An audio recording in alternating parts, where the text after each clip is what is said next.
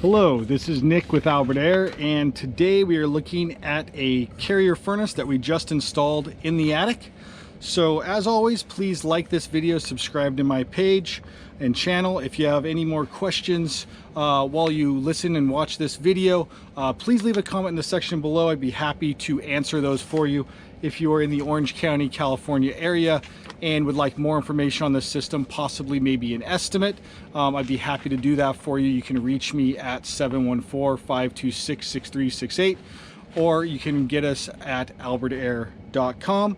So today I'm going to show you the installation of this Carrier Infinity Series Ultra Low NOx 95% AFUE furnace.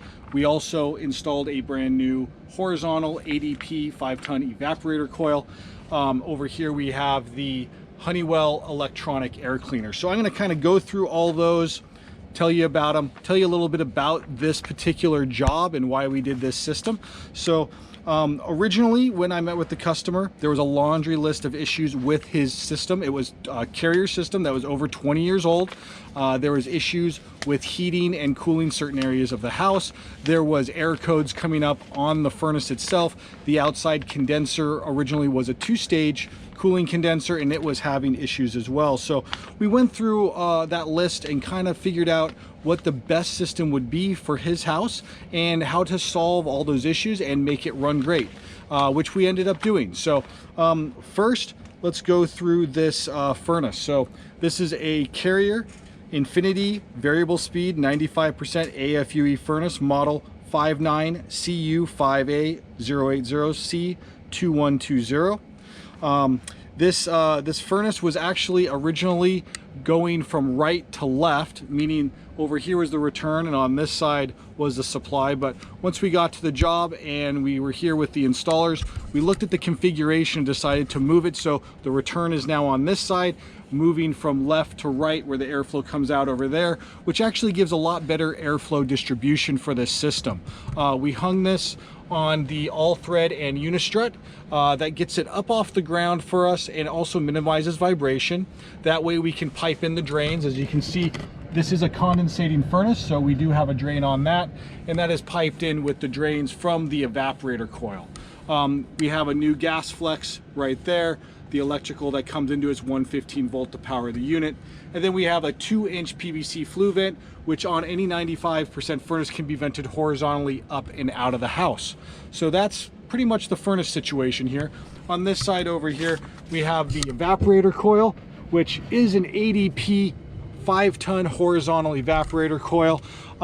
This is going to be a lot larger than the one that was originally here for better efficiency, better airflow. We have a drain pan underneath. We have the different drain lines coming off. So we have a secondary right here. Underneath that is the primary and a kill switch on the actual pan. So if any water hits that pan, it does kill the system. On this side over here, we have the Honeywell Electronic Air Cleaner. So the filtration is done at this spot. So this unit itself has electric cells in it. So as the air comes through your return grills and through the ductwork that comes over here, it passes through this and it zaps the particles. So it's very efficient at doing that. It cleans the air very well. And then you do have to maintain that roughly about 3 to 4 times a year. You actually pull this door off right here.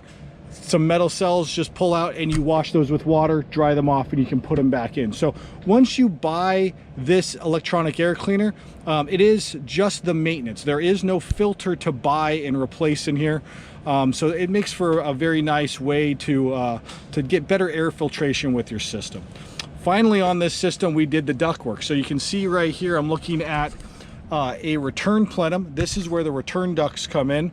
And then on this side, way over there in the corner, you can see the supply plenum where the supply ducts come off. So prior to this installation, we only had one duct for the return, and it was a 16-inch duct for a 5-ton system, which 16 inches brings about 1,000 CFMs of air into the system, which is very low for a 5-ton system. So it's not going to perform well when it doesn't have enough airflow in. So we actually added 2 more returns. So we have a 16-inch primary return, which is in the upper hallway that pulls the bulk of the air.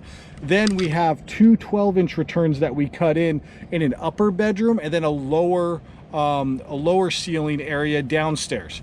So now the airflow will be a lot better coming into the system.